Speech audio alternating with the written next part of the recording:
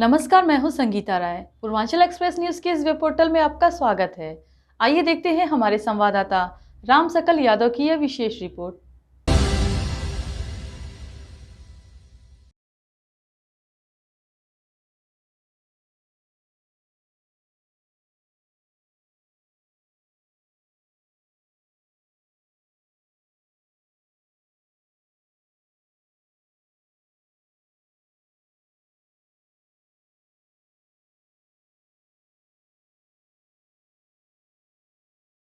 आजमगढ़ दौरे पर पहुंचे मुख्यमंत्री योगी आदित्यनाथ ने महाराजा सुहेलदेव राज्य विश्वविद्यालय परिसर में 955 करोड़ रुपए से अधिक की विकास परियोजना का लोकार्पण और शिलान्यास किया। इस दौरान उन्होंने आजमगढ़ के विकास, सांस्कृतिक विरासत और बेटियों की सुरक्षा को लेकर बड़ा संदेश दिया। साथ ही अखिलेश यादव की बेटी पर हुई कथित टिप्पणी का जिक्र करते हुए सख्त रुख भी दिखाया। मुख्यमंत्री योगी आदित्यनाथ ने कहा कि डबल इंजन सरकार आजमगढ़ की पहचान बदलने का काम कर रही है। उन्होंने कहा कि पहले जहां विश्वविद्यालय एक्सप्रेसवे और बेहतर कनेक्टिविटी जैसी सुविधाएं नहीं थी, वहीं आज आजमगढ़ विकास के नए आयाम छू रहा है। मुख्यमंत्री ने जिले की साड़ी, मुबारकपुर की ब्लैक पॉटरी और हरिहरपुर की संगीत परंपरा का उल्लेख करते हुए स्थानीय कला और कारीगरों को बढ़ावा देने की बात कही। इस दौरान मुख्यमंत्री ने समाजवादी पार्टी अध्यक्ष अखिलेश यादव की पुत्री के खिलाफ हुए कथित अभद्र टिप्पणी का जिक्र करते हुए कहा कि बेटी किसी की भी हो, उसके खिलाफ अपमानजनक टिप्पणी बर्दाश्त नहीं की जाएगी। उन्होंने कहा कि ऐसे मामलों में तत्काल कार्रवाई के निर्देश दिए गए हैं। साथ ही उन्होंने अखिलेश यादव से अपने कार्यकर्ताओं की भाषा और व्यवहार पर संयम बनाए रखने की नसीहत देते हुए कहा कि पहले अपने चेले चपाटों को समझाइए, नहीं तो सरकार उन्हें अच्छी तरह से समझाना जानती है। मुख्यमंत्री ने कहा, सरकार बिना भेदभाव के विकास और सुरक्षा का काम कर रही है, लेकिन बेटियों की सुरक्षा, गरीबों की जमीन और व्यापारियों के हितों से खिलवाड़ करने वालों के खिलाफ सख्त कार्रवाई जाए। सबका मैं अभिनंदन करता हूं, स्वागत करता हूं। बहनों और भाइयों, आज मुझे एक बार फिर से आजमगढ़ आने का अवसर प्राप्त हो रहा है। मैं सोचता हूं कि आजमगढ़, जिसका अपना गौरवशाली इतिहास रहा हो, ऋषि मुनियों की साधना से पवित्र हुआ हो, साहित्यिक साधना का केंद्र बिंदु रहा हो, देश की आजादी के आंदोलन में बढ़ चढ़ करके भाग लेकर के देश को स्वतंत्र कराने का एक जज्बा जिस जनपद के अंदर रहा हो, वह जनपद जहां पे हस्तशिल्प है, जहां कारीगर है, अन्नदाता किसान है, ऊर्जावान युवा है, वह जनपद पहचान के लिए क्यों मोहताज हुआ? उस जनपद के सामने पहचान का संकट क्यों खड़ा हुआ? और बहनों और भाइयों, वही प्रश्न लेकर के मैं बार बार आता हूं आजमगढ़, क्योंकि पीड़ा केवल आजमगढ़ की पीड़ा नहीं, हम सबकी भी पीड़ा है। जिन्होंने हमें बांटा था, जिन्होंने हम सबको विभाजित किया था, लेकिन बार बार वे लोग आपका समर्थन भी पाते थे, लेकिन वे आपके हितैषी नहीं थे। याद करिए 2017 के पहले का आजमगढ़ अपनी पहचान के लिए मोहताज था। तब यहां न विश्वविद्यालय था, न पूर्वांचल एक्सप्रेसवे था, न एयरपोर्ट ठीक ढंग से काम कर पा रहा था, न हरिहरपुर में संगीत महाविद्यालय था। तब आजमगढ़ की साड़ी को भी कोई मंच नहीं मिल पा रहा था और मुबारकपुर के ब्लैक पॉटरी के लिए भी कोई स्थान नहीं था। लेकिन मंच पर आने के पहले एक एग्जीबिशन का निरीक्षण कर रहा था मंत्रियों के साथ में। ब्लैक पॉटरी से जुड़ा हुआ कारीगर मुझे मिला और बड़े खुश होकर के उसने कहा कि जब से उत्तर प्रदेश में डबल इंजन की भाजपा और एनडीए की सरकार आई है, हमारा कारोबार कई गुना बढ़ा है, हम भी पैसा कमा रहे हैं, हमारे परिवार के लोग भी और हमसे जुड़े हुए लोग भी सम्मान का जीवन यापन कर रहे हैं। साड़ी वाला मुझे मिला, उसने भी मुझे यही बात कही।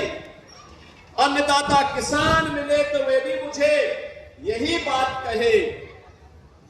और जो भी मुझे यहां से जुड़े हुए लोग मिले, उन्होंने अपनी एक नई कहानी यहां पर हमें सुनाई। बहनों और भाइयों, आज मैं आप सबसे यही कहने के लिए आया हूं, आज हमारा देश भारत एक नए भारत के रूप में दुनिया के अंदर अपना लोहा मना रहा है। 2014 के पहले का भारत कैसा भारत था, आप में से हर व्यक्ति जानता है। वह भारत जो अपनी पहचान के लिए तब मोहताज था। भ्रष्टाचार के नाम पर भारत की पहचान होती थी तो दुनिया के अंदर सम्मान नहीं था। देश की सुरक्षा में लोग सेंध लगाते थे, सरकार मौन रहती थी, तो स्वाभाविक रूप से दुश्मन आंख दिखाता था। नक्सलवाद था, गरीब की कोई सुनवाई नहीं थी, उसके लिए कोई योजना नहीं थी। लेकिन आज मैं कह सकता हूं, नए भारत में प्रधानमंत्री मोदी जी के नेतृत्व में आज एक नए भारत का दर्शन हमारी पीढ़ी देख रही है। हम सब गौरवशाली है, एक नए भारत का दर्शन हम कर रहे हैं, जो काम कभी नहीं हो पाया। याद करिए, एक समय महाराज सुहेलदेव जैसा भारत का एक अमर सेनानी था, राष्ट्र नायक था। उन्होंने विदेशी आक्रांता को नाके चबाने के लिए मजबूर कर दिया था और उन्हें नेस्तनाबूद करने का काम किया। परिणाम था, विदेशी आक्रांता भारत की धरती पर नहीं आ पाता था, डर के मारे नहीं आता था। लेकिन जब हम आपस में बढ़ने लग गए, जाति के नाम पर, क्षेत्र के नाम पर, भाषा के नाम पर, परिवारवाद के नाम पर, परिणाम हम सबके सामने आया और परिणाम इस रूप में आया कि महाराज सुहेलदेव के बाद मोहम्मद घोरी का हमला हुआ।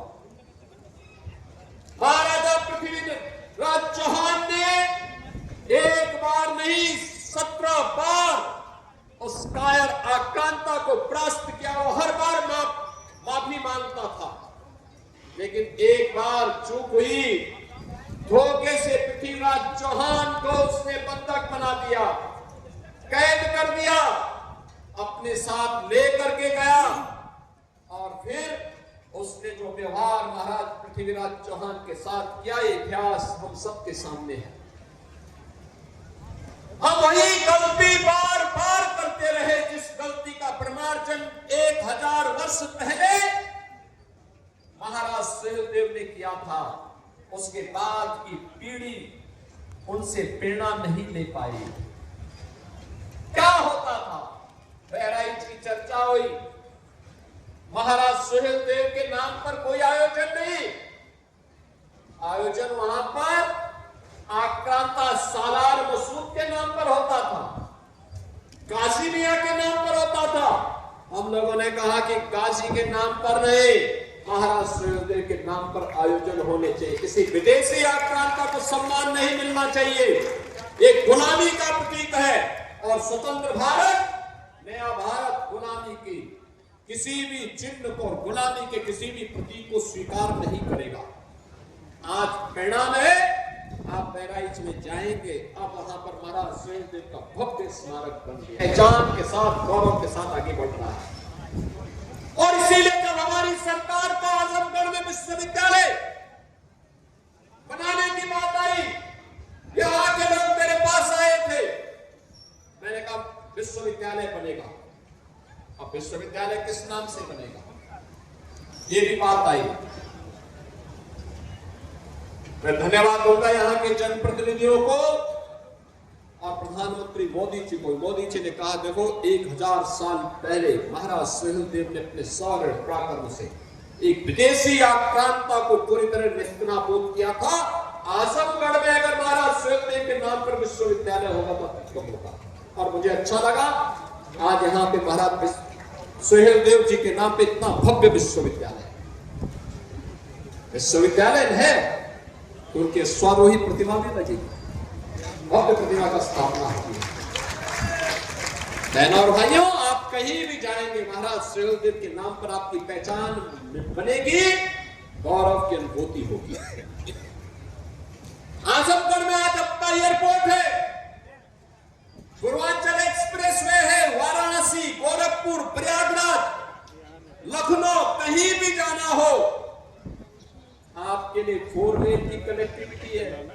याद रखना, जितनी तेज गति उतनी तेज प्रगति। प्रगति का आधार गति होती है। गति अगर स्पीड ही नहीं है तो विकास भी नहीं हो पाएगा।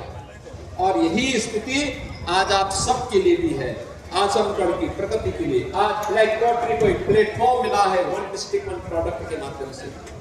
वाराणसी की साड़ी को एक मंच मिला है। आज वैश्विक स्तर पर उसको पहचान मिल रही है। हरिहरपुर का संगीत घराना हिंदुस्तानी संगीत की, शास्त्रीय संगीत की परंपरा को फिर से एक मंच प्रदान कर रहा है। और निरुआ जैसे कलाकार भी भोजपुरी की मिठास को पूरी दुनिया के अंदर पहुंचाने का काम कर रहे हैं। बहनों और भाइयों, मैं आज आप सबके सामने यही कहने के लिए आया हूं। ये वही तरह है जहां वीर कुंवर सिंह ने 1857 में अंग्रेजों के छक्के छुड़ाने के काम किए। रागे रागों की धरती है, अयोध्या सिंह उपाध्याय हरिओम जी की धरती है, महान साहित्यकार की पावन धरा है। ये पावन धरा अपनी पहचान के लिए क्यों मोहताज है? क्यों हर आतंकी घटना में संजरपुर का नाम आता है? क्यों हर गलत कार्य के लिए आजमगढ़ को बदनाम किया जाता था? क्योंकि तब सरकार तो सोचती थी, सरकार नकारात्मक सोच रखती थी, अपने स्वार्थ के लिए यहाँ के युवाओं का दुरुपयोग करती थी। गरीब के लिए न शौचालय था, न मकान था, न स्वास्थ्य की सुविधा थी, न गरीब के लिए राशन की व्यवस्था थी। युवा के लिए नौकरी के बारे में राजभर जी ने आपको बताया कैसे युवाओं की नौकरियों पे सेंध लगती थी और कैसे उनकी सौदेबाजी होती थी। बेटी के लिए कोई स्कीम नहीं थी, बेटी के लिए कोई स्कीम नहीं हुआ करती थी। बेटी के लिए न कोई स्कीम है, न उसके सुरक्षा की व्यवस्था, न उसकी पढ़ाई की व्यवस्था, न उसको आगे बढ़ने की व्यवस्था। और गरीब कन्याओं की शादी के लिए भी सरकार की स्कीम कुछ भी नहीं थी। निराश्रित महिलाओं के लिए कोई व्यवस्था नहीं। 300 रुपया पेंशन, बुजुर्ग लोगों के लिए 300 रुपया पेंशन, दिव्यांगजनों के लिए 300 रुपया महीना पेंशन मिलती थी। वो अभी 6 महीने में एक बार आ गई और उसमें भी आधा कमीशन खोरी में चला जाता था। आज मुझे बताते हुए प्रसन्नता है, बेटी के जन्म लेने से लेकर के स्नातक तक की पढ़ाई के लिए हमने व्यवस्था दी, हमने उनके लिए व्यवस्था दी। बेटी बेटी होती है, बेटी का सम्मान होना चाहिए। मैं पिछले दिनों देख रहा था, समाजवादी पार्टी के अध्यक्ष अखिलेश यादव की पुत्री के खिलाफ कुछ लोगों ने गलत टिप्पणियां की थी। जैसे मेरे संज्ञान में आया, मैंने तत्काल पुलिस से कहा, मैंने कहा इसमें FIR दर्ज कराओ। बेटी के खिलाफ कोई भी अपमानजनक टिप्पणी स्वीकार्य नहीं होनी चाहिए। बेटी बेटी होती है और हम तो संस्कार में पले बसे हैं जहां कहा जाता है कि गांव की बेटी सबकी बेटी, गांव की बहन सबकी बहन। हमने तो कोई भेदभाव नहीं किया, लेकिन अखिलेश जी दूसरों को उपदेश देते हो, अपने चेले चपाटों को भी थोड़ा उपदेश दे दो कि अपनी भाषा को संयम करना। दूसरों के प्रति टिप्पणी करने के पहले स्वयं भी सोचा करो कि उनके लोग किस प्रकार की भाषा का प्रयोग बहन और बेटियों के प्रति, बुजुर्गों के प्रति, दिवंगत लोगों के प्रति और वरिष्ठ नेताओं के प्रति करते हैं। इसके बारे में उनको भी अपने लोगों को संस्कारित करने की आवश्यकता है। अच्छा होगा उनको समझाओ, और नहीं समझ सकते तो हमारे हवाले कर दो। लेकिन मैं धन्यवाद दूंगा कि आप सब इतने धैर्य के साथ इस आगे तूफान में भी बैठे रहे।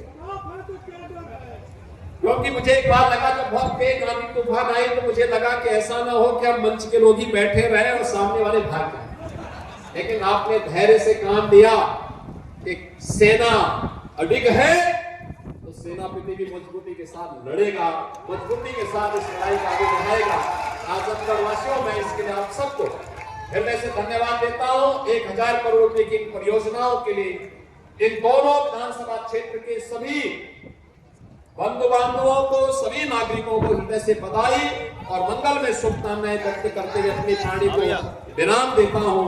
और प्रशासन से इस बारे में जरूर कहूंगा कि आजमगढ़ के लिए आजमगढ़ विकास प्राधिकरण के माध्यम से हमें पुरानी जो जेल है उस जेल को एक अच्छे कन्वेंशन सेंटर या किसी अच्छे केंद्र के रूप में आगे बढ़ाने के लिए एक व्यापक कार्य योजना आगे देनी चाहिए। आप सबके प्रति मेरी शुभकामनाएं, धन्यवाद। जय जय श्री राम।